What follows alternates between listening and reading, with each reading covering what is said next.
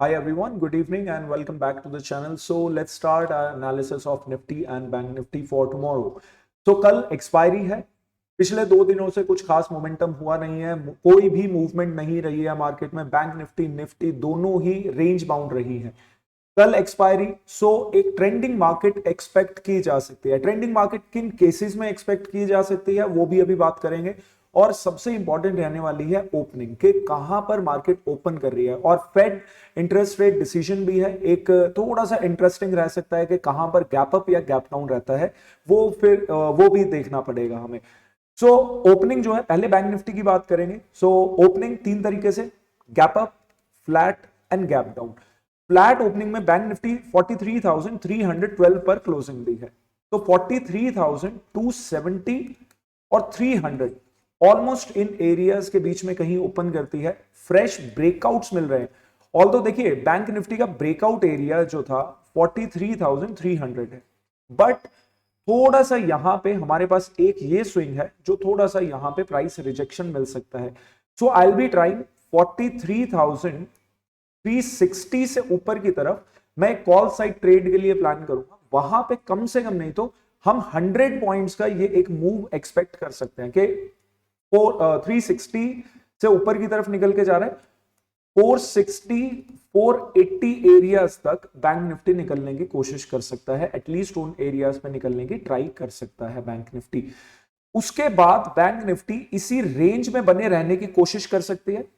And then second half में फिर दोबारा से जब कॉल साइड के प्रीमियम थोड़े से एडजस्ट हो जाएंगे, जब कॉल साइड के प्रीमियम थोड़े से चीपर रेट्स पे हमें मिलेंगे, और वहां पे हम दोबारा से एक ब्रेकआउट के लिए प्लान कर सकते हैं। और ब्रेकआउट जो है बैंक निफ्टी का, दैट इज 43,525। एग्जैक्ट 500 का नहीं है, 525 के अराउंड आपको एक ब्रेकआउट एक्सपेक्ट कर सकते हैं। तो वहां पे सेकेंड हाफ में अगर ब्रेकआउट मिलता है फ्लैट ओपनिंग के बाद, तभी इंटरेस्टिंग रहने वाला है। अदरवाइज अगर सपोज बैंक निफ्टी ने फ्लैट ओपनिंग दी, फ्लैट ओपन करने के बाद बैंक निफ्टी ने 360 को क्रॉस किया, यहां पर थोड़ा सा रुका, फिर ब्रेकआउट देने की कोशिश करा, मोस्ट प्रोबेबली ये ब्रेकआउट फेल हो सकता है। यहां पे मार्केट फिर दोबारा से इसी रेंज में आ सकती है। और उसके बाद अगर 43,300 को क्रॉस कर रही है, हमें और एक डाउनवर्ड मूव देखने को मिल सकता है। So what do we want के फ्लैट ओपन करने के बाद अपर साइड पे निकल के जाए, 100-120 पॉइंट्स कवर करे और फिर रेंज बाउंड हो जाए। एंड सेकेंड हाफ में फिर हमें एक ब्रेकआउट देखने को मिल सकता है। काफी स्ट्रॉन्ग प्रोबेबिलिटी है इसकी। सो अगर एक गैप डाउन ओपनिंग देखने को मिलती है हमें, गैप डाउन ओपनिंग के केस में जैसे ही इस स्विंग को क्रॉस करा, 43,100 को क्रॉस करता है, हम एक शॉर्ट साइड का ट्रेड प्लान करने वाले हैं, एक सेल साइड का ट्रेड प्लान करने वाले हैं बैंक निफ्टी में 43,000 तक के टारगेट्स के लिए। 43,000 के टारगेट्स हिट करेंगे, उसके बाद मार्केट को थोड़ा सा वहां पे एनालाइज करना पड़ेगा, बिकॉज 43,000 एक राउंड नंबर है, साइकोलॉजिकल नंबर है, और वहां पे प्राइस डेफिनेटली वहां पर थोड़ा सा रिजेक्शन एंड रिएक्शन देखने को मिल सकता है प्राइस को। पहला टारगेट 43,000 का रहेगा। अगर सेकेंड हाफ में इसी रेंज में बनता है और सेकेंड हाफ में एक ब्रेकडाउन, फर्दर ब्रेकडाउन देखने को मिलता है, अगला जो बैंक निफ्टी का सपोर्ट है that is 42,800। So upper side पे भी जगह काफी बची हुई है, लोअर साइड पे भी काफी जगह बची हुई है बैंक निफ्टी में। एटलीस्ट अगर हम 43,100 से बात करें तो बैंक निफ्टी में ये 300 पॉइंट्स का हमारे पास एरिया बचा हुआ है। अब 300 पॉइंट्स एक बार में आई डोंट थिंक वो कवर करने वाला है। हाँ, चंक्स में हमें मूवमेंट मिलेंगे। 43,000 का पहले साइडवेज हो गया, 43,000 से नीचे की तरफ निकलता है 42,800 का।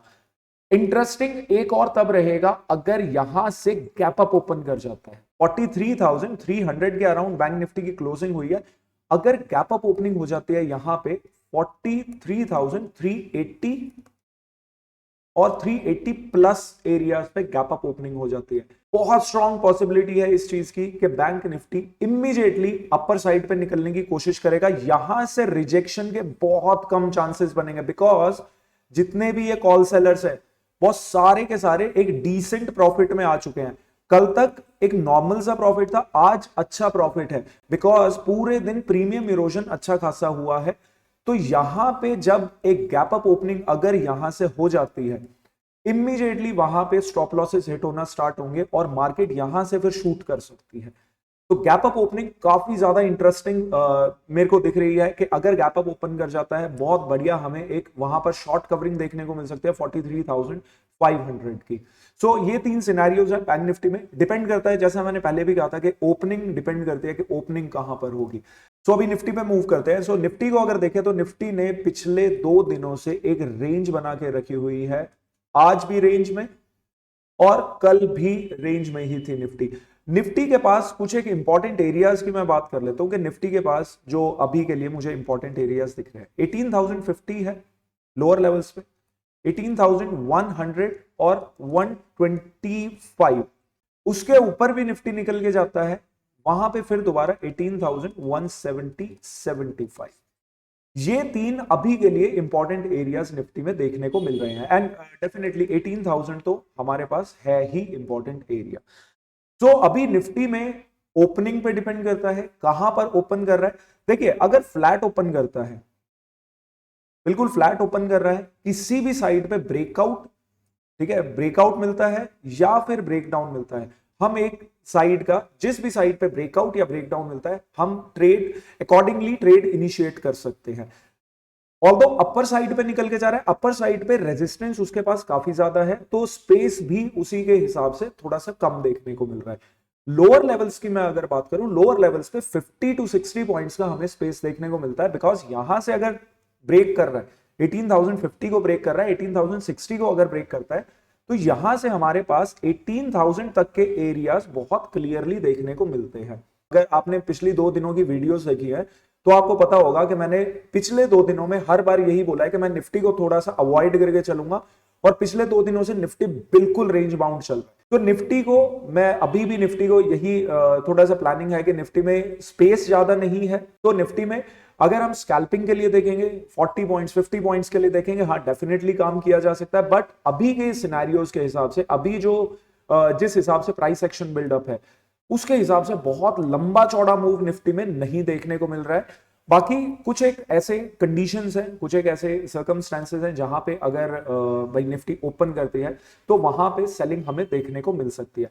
सो सबसे पहला एरिया जो है कि अगर गैप अप ओपन कर जाता है, सपोज 18,170 18,150, ठीक है, 150 के अराउंड भी गैप अप ओपन करता है, निफ्टी में प्राइस एक्शन की बात करते हैं कि प्राइस एक्शन किस हिसाब का बन सकता है। गैप अप ओपनिंग के केस में निफ्टी इमीडिएटली यहां से एक रिजेक्शन लेने के बाद थोड़ा सा कंसोलिडेशन एंड ब्रेकआउट निफ्टी में गैप अप ओपनिंग में, और गैप अप ओपनिंग अगर हो रही है वहां पे अगर ब्रेकआउट भी मिल रहा है 170 180 का ब्रेकआउट मिल रहा है, तो वहां पे अगला जो रेजिस्टेंस बनता है 18,240 का रेजिस्टेंस बनता है, तो वहां तक के लिए हम कॉल साइड का ट्रेड प्लान कर सकते हैं। अगर निफ्टी में गैप डाउन ओपनिंग हो जाती है, सपोज एक बड़ी गैप डाउन ओपनिंग होगी 18,000 के आसपास, स्ट्रॉन्ग पॉसिबिलिटी है इस चीज की कि निफ्टी इमीडिएटली नीचे की तरफ 18,000 को रिस्पेक्ट ना करते हुए इमीडिएटली नीचे की तरफ निकल के 17,890 95 की तरफ निकल के आ सकता है। बिकॉज यहां पे अगर आप देखेंगे ना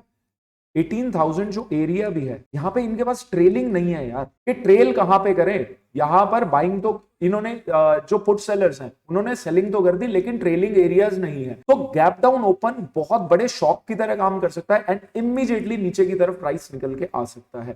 सो दोनों केसेस में, बैंक निफ्टी में भी और निफ्टी में भी, गैप अप या गैप डाउन ओपनिंग इंटरेस्टिंग रहने वाली है। अब देखने वाली बात यह है कि गैप अप कहां पर होता है, गैप डाउन कहां पे होता है। So that's it for today. I hope you liked the video and if you did, press the like button और साथ में ही मिलेंगे कल सुबह 9 बजे लाइव स्ट्रीम में। Till then, bye bye and take care.